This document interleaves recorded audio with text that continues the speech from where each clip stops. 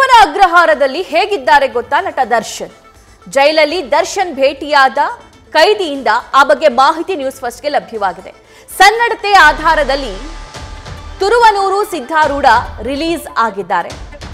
ಆ ಸಿದ್ಧಾರೂಢ ಬಿಡುಗಡೆಗೂ ಮುನ್ನ ದರ್ಶನ್ ಅವರನ್ನ ಭೇಟಿ ಮಾಡಿದ್ರಂತೆ. ಆ ಸಂದರ್ಭದಲ್ಲಿ ದರ್ಶನ್ ಧ್ಯಾನ, ವಾಕಿಂಗ್, ಟಿವಿ, ಪುಸ್ತಕಗಳೇ ಅವರ ದಿನಚರಿಯಾಗಿದ್ದನ್ನ ಗಮನಿಸಿದ್ದಾರೆ. ಬೆಡ್ ಇಲ್ಲದೆ ಕಂಬಳಿ, ಬೆಡ್ಶೀಟ್, ಜಂಖಾನದಲ್ಲಿ ದರ್ಶನ್ ನಿದ್ರೆ ಹೋಗ್ತಿದ್ದಾರಂತೆ.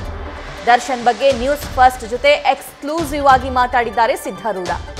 ಈ ಬಗ್ಗೆ ಜೈಲಿನಿಂದ ಬಿಡುಗಡೆಯಾದ ಕೈದಿ ತುರುವನೂರು ಸಿದ್ಧಾರೂಢ ಜೊತೆ ನಮ್ಮ ಪ್ರತಿನಿಧಿ ಸಂದೇಶ್ ಮಾತುಕತೆ ನಡೆಸಿದ್ದಾರೆ. ನೋಡ್ಕೊಂಬರೋಣ. ಚಿತ್ರದುರ್ಗದ ರೇಣುಕಾ ಸ್ವಾಮಿ ಹತ್ಯೆ ಪ್ರಕರಣದಲ್ಲಿ ಈಗಾಗಲೇ ದರ್ಶನ್ ತೂಗುದೀಪ್ ಅವರು ಜೈಲಿನಲ್ಲಿದ್ದಾರೆ.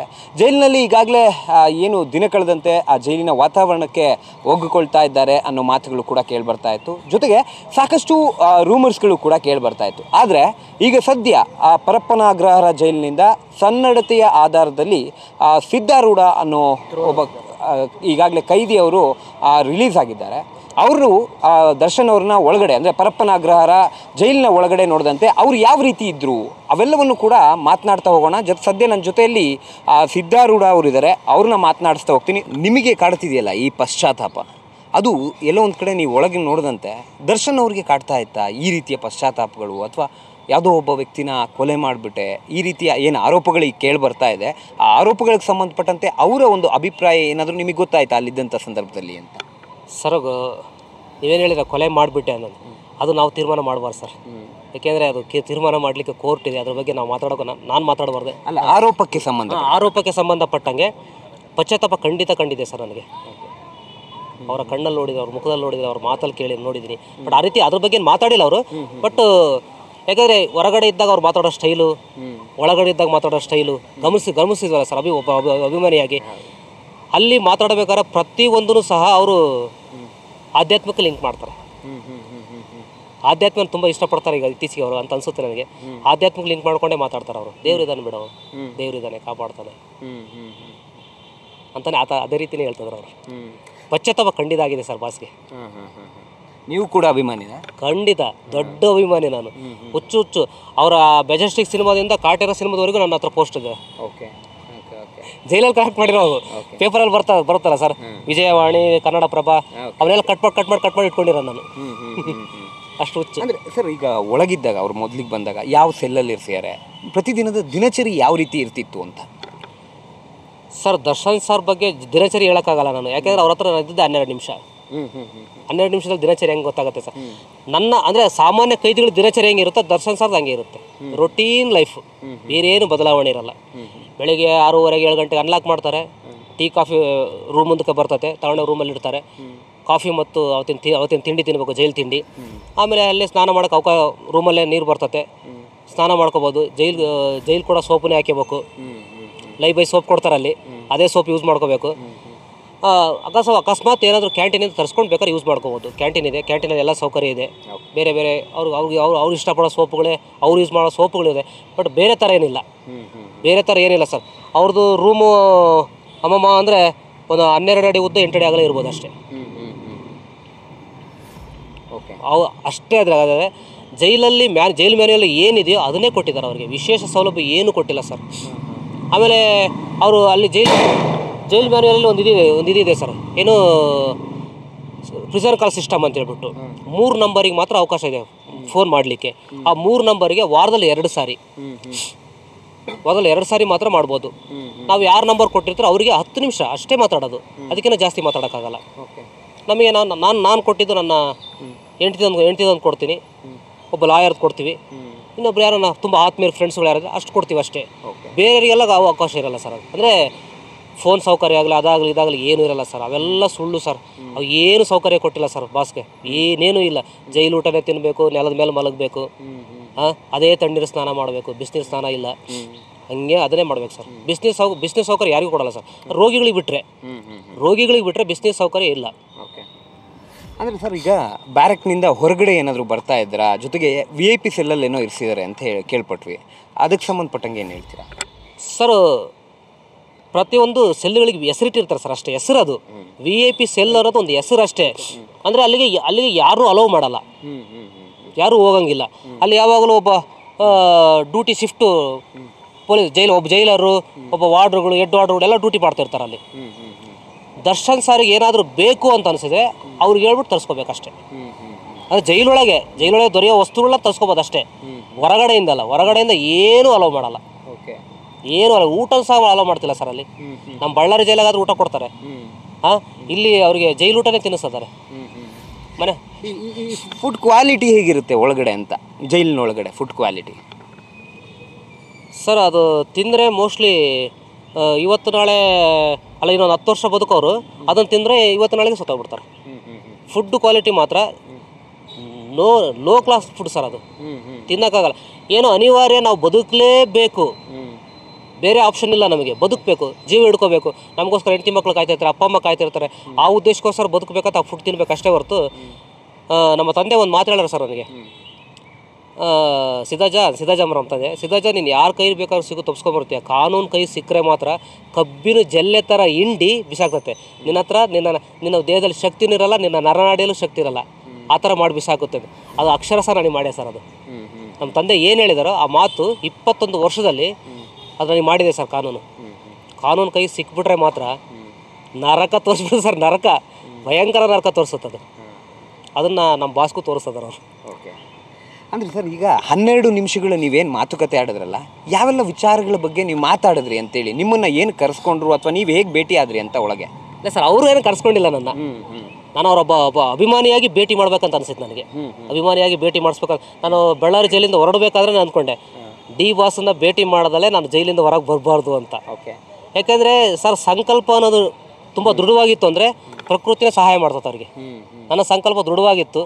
ಅಧಿಕಾರಿಗಳು ರಿಕ್ವೆಸ್ಟ್ ಮಾಡ್ಕೊಳ್ತೀನಿ, ಅಧಿಕಾರಿಗಳು ನನ್ನ ನೋಡಿರೋರು, ನನ್ನ ವ್ಯಕ್ತಿತ್ವ ನೋಡಿರೋರು, ನನ್ನನ್ನು ಪರ್ಸ್ನಲಾಗಿ ತುಂಬ ಹತ್ತಿರದಿಂದ ನೋಡಿರೋ ಅಧಿಕಾರಿಗಳು, ಅವರು ಫಸ್ಟಿಗೆ ಬೇಡ ಅಂತಾರೆ.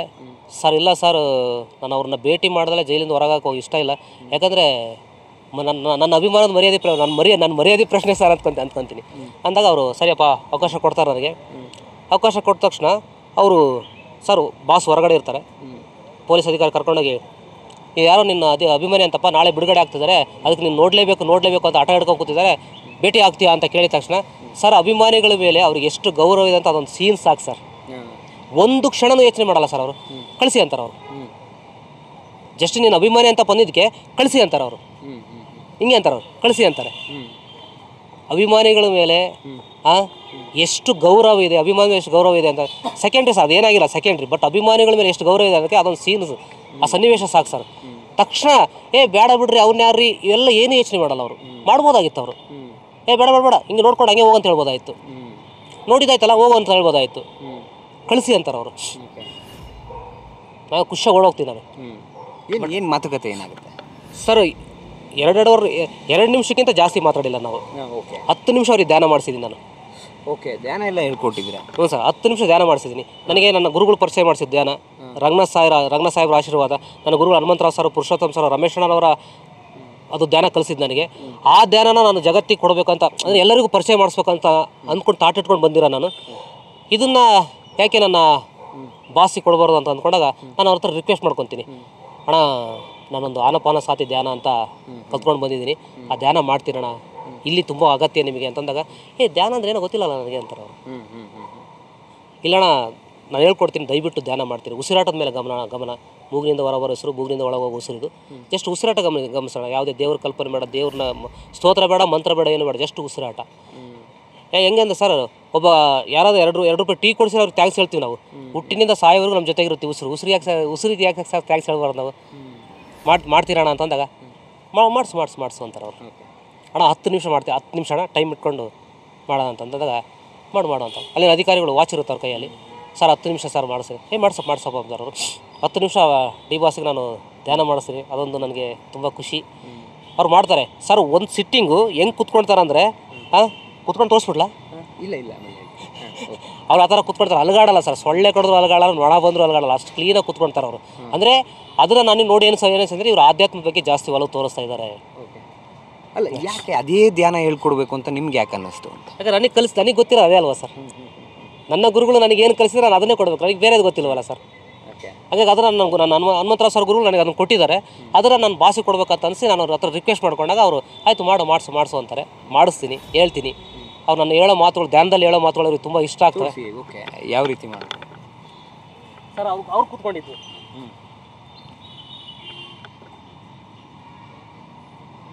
ಇದೇ ಥರ ಸರ್. ಈ ಸರ ಉಸಿರಾಟದ ಕಡೆ ಗಮನ ಕೊಡ್ತಾರೆ. ನಾನು ಅವ್ರಿಗೆ ಹೇಳ್ತಾ ಇರ್ತೀನಿ ಏನಂತಂದು, ಉಸಿರು ಇರುವವರೆಗೂ ಶಿವ, ಈ ದೇಹ ಶಿವ, ಉಸಿರು ನಿಂತ ಮರುಕ್ಷಣವೇ ಶವ. ಆಮೇಲೆ ಧ್ಯಾನ ಸರ್ವರೋಗ ನಿವಾರಣಿ, ಧ್ಯಾನ ಸರ್ವಭೋಗಕಾರಣಿ.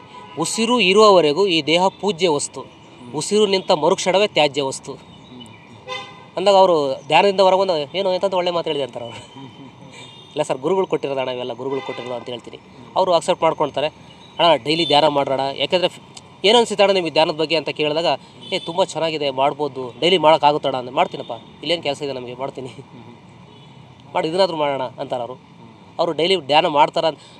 ನಾವು ಧ್ಯಾನ ಹೇಳ್ಕೊಟ್ಟು ಬಂದಿದ್ವಿ, ಅವ್ರು ಮುಂದುವರಿಸ್ತಾರೆ ಸರ್. ಆ ಮುಂದುವರ್ಸೋ ಹಠ ಅವ್ರಿಗಿದೆ, ಅವ್ರಿಗೆ ಹಠ ಇದೆ, ಮಾಡ್ತಾರೆ ಸರ್. ಕಡೆಯದಾಗಿ ಒಂದು 3 ಪ್ರಶ್ನೆ ಸರ್. ಅಂದರೆ ಮೊದಲಿಗೆ ಈ ವಿಚಾರಕ್ಕೆ, ಅಂದರೆ ರೇಣುಕಾ ಸ್ವಾಮಿಯವರ ಒಂದು ವಿಚಾರ ಏನಿದೆ ಅಥವಾ ಕೊಲೆ ಆರೋಪ ಏನಿದೆ, ಇದಕ್ಕೆ ಸಂಬಂಧಪಟ್ಟಂತೆ ಅವರಿಗೆ ಏನಾದರೂ ವಿಚಾರಗಳು ಮಾತನಾಡ್ತಾ ಇದ್ರಾ, ಜೊತೆಗೆ ಪಶ್ಚಾತ್ತಾಪ ಏನಾದರೂ ಇತ್ತ ಈ ಒಂದು ವಿಚಾರಕ್ಕೆ ಸಂಬಂಧಪಟ್ಟಂತೆ ಅಂತ ಹೇಳಿ? ಸರ್, ಅದ್ರ ಬಗ್ಗೆ ಮಾತಾಡಿಲ್ಲ. ಅವ್ರು ನನ್ನ ಬಗ್ಗೆನೇ ಜಾಸ್ತಿ ಕೇಳಿದ್ದು. ನಾನು ಅಂತೀನಿ, ಅಣ್ಣ ನನ್ನ ಬಗ್ಗೆ ಏನು ಕೇಳ್ತೀಯ, ನಿಮ್ಮ ಬಗ್ಗೆ ಹೇಳೋಣ ಅಂದಾಗ ನನ್ನ ಬಗ್ಗೆ ಏನು ಕೇಳ್ತೀಯಪ್ಪ, ಟಿ ವಿ ನೋಡಪ್ಪ ನೀನು ಅಂತಾರೆ ಅವರು. ಇಷ್ಟೇ ಹೇಳಿದ್ದವರು, ಆ ವಿಚಾರಕ್ಕೆ ಅಷ್ಟೇ ಹೇಳಿದ್ದು. ನನಗೆ ಕೆಲವು ಸಜೆಷನ್ ಕೊಡ್ತಾರೆ. ಮನುಷ್ಯರು ಕ್ಷಮಿಸ್ಬೋದು, ಯಾರಾದರೂ ದೇವರು ಕೂಡ ಕ್ಷಮಿಸ್ಬೋದು, ಕಾನೂನು ಕ್ಷಮಿಸಲ್ಲ. ನಿನಗೆ ಕಾನೂನು ಕ್ಷಮೆ ಕೊಟ್ಬಿಟ್ಟು ಬಿಡುಗಡೆ ಮಾಡ್ತಾಯಿದೆ, ನೀನು ಒಳ್ಳೆ ಭವಿಷ್ಯ ಕಟ್ಕೋ. ಅಪ್ಪ ಅಮ್ಮ ಇದ್ದರೆ ಅಪ್ಪ ಅಮ್ಮನ ಪ್ರೀತಿಯಿಂದ ನೋಡ್ಕೊ, ಹೆಂಡತಿ ಮಕ್ಕಳಿದ್ರೆ ಹೆಂಡತಿನ ಪ್ರೀತಿಯಿಂದ ನೋಡ್ಕೊ. ಅಂದರೆ ಸರ್, ಏನೇ ಆದ್ರೂ ಲಾಸ್ಟಿಗೆ ಕುಟುಂಬನೇ ಸರ್ ಬರೋದು, ಯಾರೂ ಬರೋಲ್ಲ ಸರ್. 21 ವರ್ಷದಲ್ಲ ನೋಡ್ಬಿಟ್ಟಿದ್ದೆ ಅದನ್ನು. ಹೆಂಡತಿ ಮಕ್ಕಳೇ ಬರೋದು, ಅಪ್ಪ ಅಮ್ಮನೇ ಬರೋದು, ಇನ್ಯಾರೂ ಬರೋಲ್ಲ ಸರ್. ಅಂದರೆ ಪಶ್ಚಾತ್ತಾಪ ಮಾತ್ರ ಖಂಡಿತ ಇದೆ ಸರ್ ಅವ್ರಿಗೆ. ಆ ಮುಖದಲ್ಲಿ ನೋಡಿದೆ, ಅವ್ರ ಕಣ್ಣಲ್ಲಿ ನೋಡಿದೆ, ಅಭಿಮಾನಿಯಾಗಿ ಖಂಡಿತ ಪಶ್ಚಾತ್ತಾಪ ಇದೆ ಸರ್ ಅವ್ರಿಗೆ, ಭಾಳ ಪಶ್ಚಾತ್ತಾಪ ಪಟ್ಟಿದ್ದಾರೆ ಸರ್. ಈಗ ಸಮಯ ಕಳೆಯೋಕ್ಕೆ ಒಳಗಡೆ ಏನೆಲ್ಲ ಕೆಲಸ ಆಗ್ತಿತ್ತು? ಅಂದರೆ ಏನಾದರೂ ಟಿ ವಿಗಳನ್ನ ನೋಡ್ತಾ ಇದ್ರಾ, ಸ್ಪೆಷಲ್ ಪ್ರೋಗ್ರಾಮ್ಸು ಈ ರೀತಿ ಏನಾದರೂ ನೋಡ್ತಾ ಇದ್ರಾ ಅಂತ ಒಳಗಡೆ? ಸರ್, ನಾನು ಒಳಗಡೆ ಹೋದಾಗ ನ್ಯೂಸ್ ಅಂದರೆ ಟಿ ವಿ ಆನ್ ಮಾಡಿರಲಿಲ್ಲ. ಬಟ್ ಪುಸ್ತಕಗಳು ಭಾಳ ಕಲೆಕ್ಷನ್ ಮಾಡಿ ಇಟ್ಕೊಂಡಿದ್ದಾರೆ ಅವರು. ಆಧ್ಯಾತ್ಮ ಪುಸ್ತಕಗಳು ವಿವೇಕಾನಂದಕ್ಕೆ ಸಂಬಂಧಪಟ್ಟರು, ಯೋಗಿ ಆತ್ಮಕಥೆ, ರಾಮಾಯಣ, ಭಗವದ್ಗೀತೆ, ಮಹಾಭಾರತ ಇವೆಲ್ಲ ಇಟ್ಕೊಂಡಿದ್ದಾರೆ ಅವರು ಓದಲಿಕ್ಕೆ. ಅವರು ಪುಸ್ತಕಗಳನ್ನ ಜಾಸ್ತಿ ಓದ್ತಾ ಇದ್ದಾರೆ ಈಗ. ನೀವು ಯಾವುದಾದ್ರೂ ಪ್ರೋಗ್ರಾಮ್ಸ್ ನೋಡ್ತಾ ಇದ್ದೀರಾ ಟಿ ವಿಯಲ್ಲಿ? ನಾನು ಜಾಸ್ತಿ ನ್ಯೂಸ್ ಚಾನಲ್ ಅಂತ ನಾನು ತುಂಬ ಇಷ್ಟಪಡೋದು ನ್ಯೂಸ್ ಫಸ್ಟಲ್ಲಿ ಬರೋ ಪ್ರತಿಯೊಂದು, ಅಂದರೆ ಮನೆ ಮೀನಾಕ್ಷಿ, ಮಿಸ್ ಮಾಡಬೇಡಿ, ಇವನ್ನ ರೆಗ್ಯುಲರಾಗಿ ನೋಡ್ತೀನಿ ನಾನು. ಇವೆರಡು ಒಂದೂವರೆ ಬರುತ್ತೆ. ಮನೆ ಮೀನಾಕ್ಷಿ ರೆಗ್ಯುಲರಾಗಿ ನೋಡ್ತೀನಿ. ಆಮೇಲೆ ಮಿಸ್ ಮಾಡಬೇಡಿ 3:30 ಬರುತ್ತೆ, ಅದನ್ನು ಮಿಸ್ ಮಾಡ್ದಂಗೆ ನೋಡ್ತೀನಿ ನಾನು ಅದನ್ನು. ಇದಿಷ್ಟು ತಿರುವನೂರು ಸಿದ್ಧಾರೂಢ ಅವರ ಮಾತು. ಅಂದರೆ ಒಳಗಡೆ ಏನೆಲ್ಲ ಇತ್ತು, ಜೊತೆಗೆ ಸಾಕಷ್ಟು ವಿಚಾರಗಳಿಗೆ ಸಂಬಂಧಪಟ್ಟಂತೆ ನಾನು ಕೂಡ ಅಲ್ಲಿ ದರ್ಶನ್ ಅವ್ರನ್ನ ಭೇಟಿ ಆಗಬೇಕು ಅಂತಿದ್ದೆ. ಭೇಟಿಯಾದಂಥ ಸಂದರ್ಭದಲ್ಲಿ ಅವ್ರಿಗೆ ಧ್ಯಾನವನ್ನು ಕೂಡ ಹೇಳ್ಕೊಟ್ಟಿದ್ದೀನಿ ಅನ್ನೋ ಮಾತನ್ನು ತಿರುವನೂರು ಸಿದ್ಧಾರೂಢ ಅವರು ಹೇಳ್ತಾ ಇರುವಂಥದ್ದು. ಕ್ಯಾಮ್ರಾಮ್ಯಾನ್ ನವೀನ್ ಜೊತೆ Sandesh, news fast, Bengaluru. News first, ನಿರ್ಭೀತಿಯಿಂದ ನಿಮ್ಮ ಪರವಾಗಿ.